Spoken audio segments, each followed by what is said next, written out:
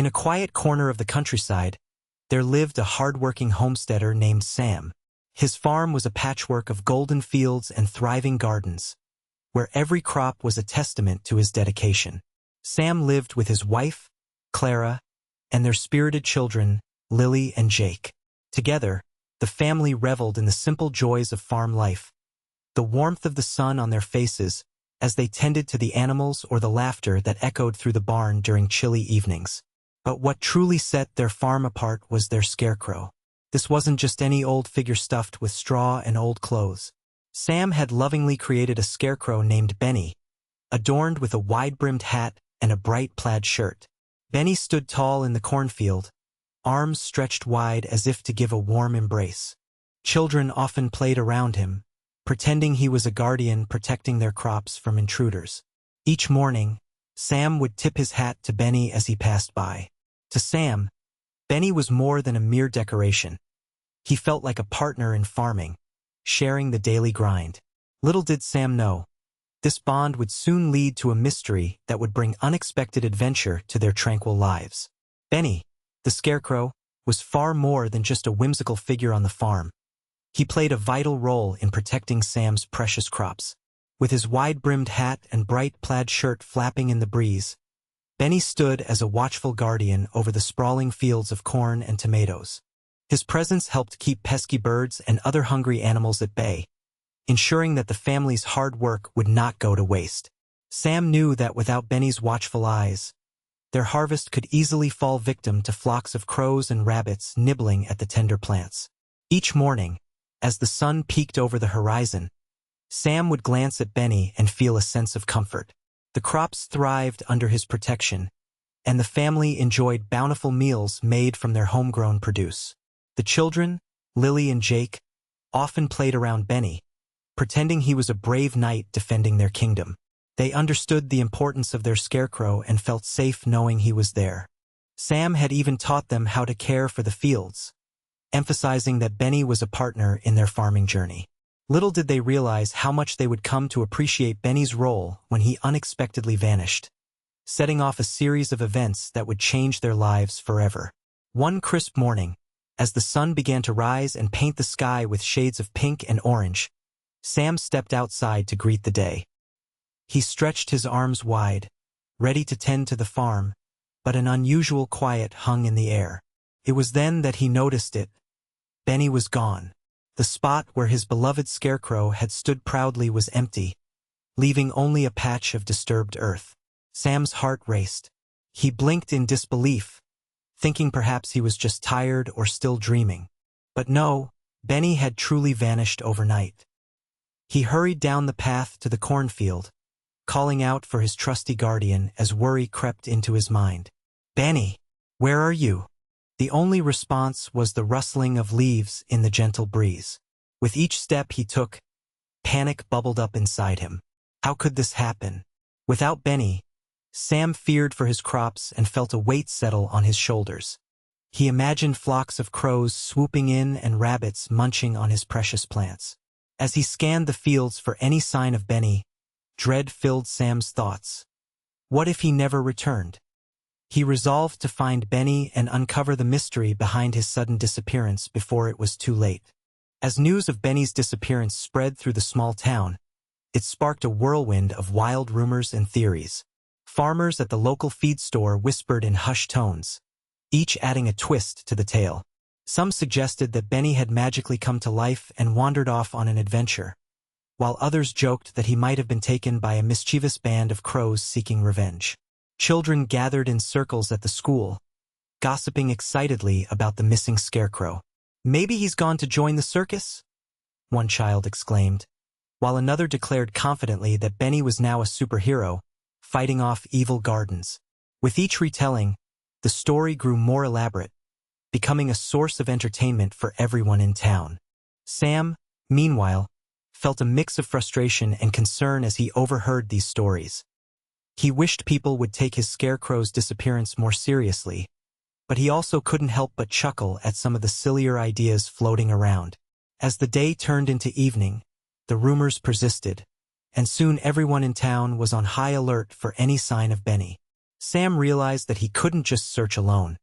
He needed the town's help to find his missing friend before it was too late. After a long, exhausting day of searching, dusk began to fall, and Sam was about to head home when he spotted something unusual out of the corner of his eye.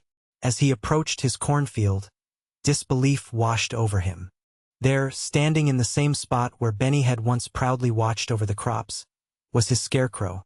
Only this time something was very different. Benny's familiar plaid shirt was now slightly tattered, and a shiny deputy star gleamed on his chest. The sight stunned Sam. It was hard to believe that his beloved scarecrow had returned dressed as a lawman. As he drew closer, he noticed even more alarming details. There were signs of struggle, with rope burns around Benny's arms. "Benny!"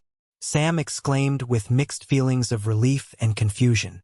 How had this happened? Had someone taken his scarecrow? Sam couldn't shake the feeling that Benny's return carried a story all its own.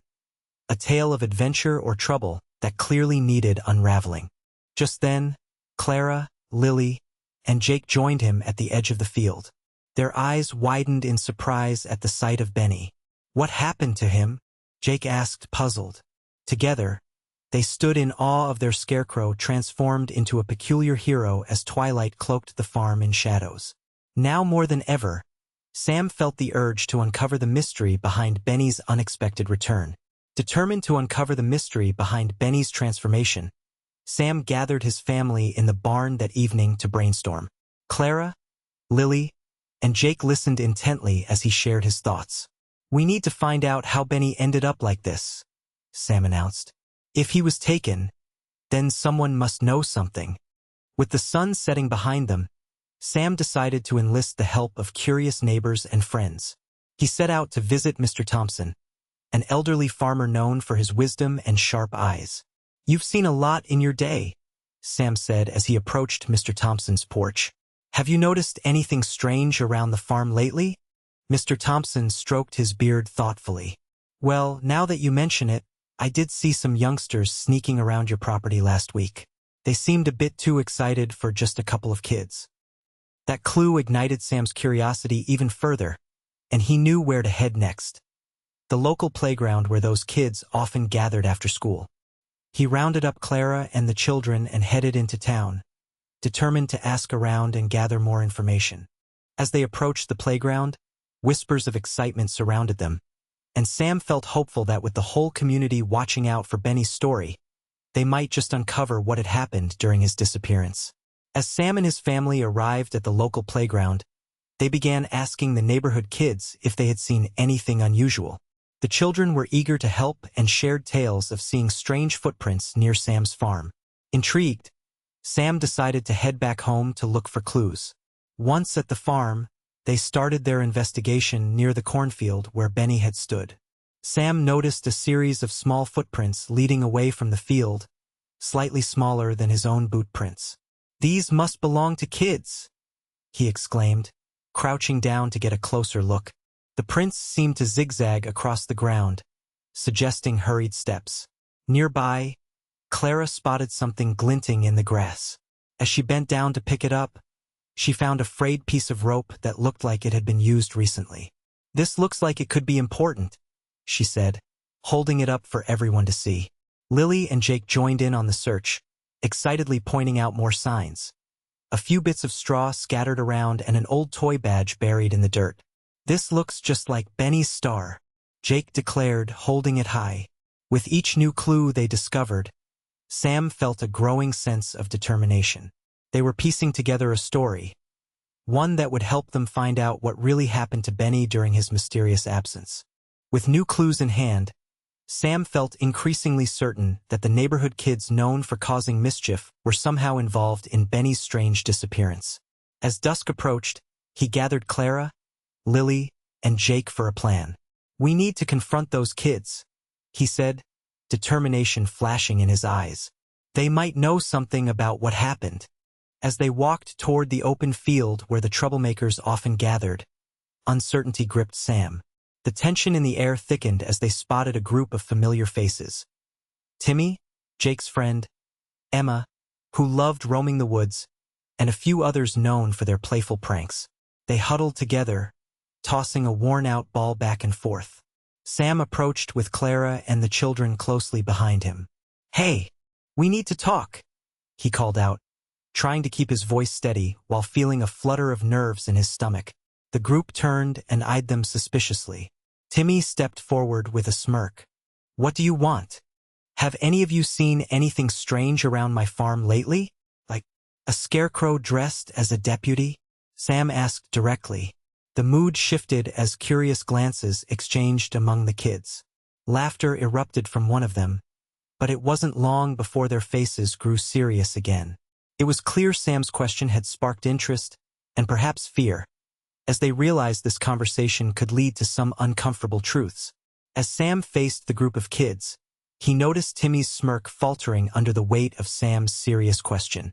After a moment, Timmy shrugged and said, Okay, we just thought it would be funny." Sam's curiosity piqued as Timmy continued. "We dressed Benny up like a deputy as a joke. We wanted to make him look like a real lawman. You know, to protect the farm from those pesky crows." The other kids chimed in, laughter bubbling up among them. "Yeah, we thought it would be hilarious to put a badge on him and pretend he was on patrol," Emma added, grinning from ear to ear. "But we didn't mean for it to go this far," Timmy admitted, his tone shifting to something more serious. "We took him while playing around, but then, well, we got carried away. When we tried to put him back, he fell over and got stuck in the fence." Sam's heart softened as he listened. The kids hadn't intended any harm. They were simply caught up in their playful imaginations. "So you didn't mean for Benny to get hurt?" Sam asked gently. "No, we're really sorry," the group exclaimed in unison, their eyes wide with regret.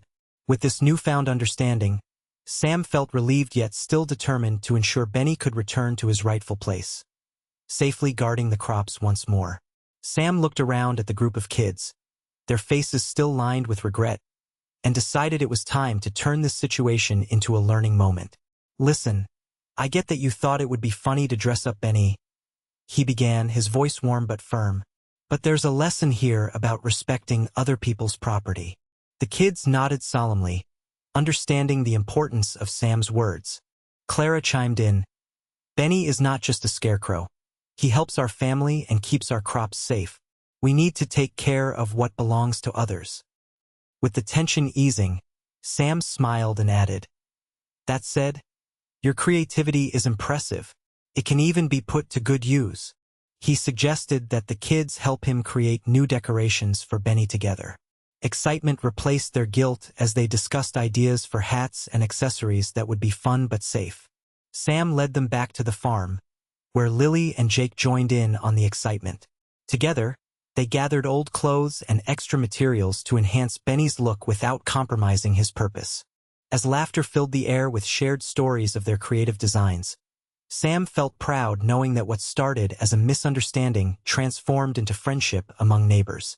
They all learned that while having fun is important, respecting others' property goes hand in hand with creativity and community spirit. The following weekend, Sam organized a community gathering at the farm to celebrate their newfound friendship and creativity.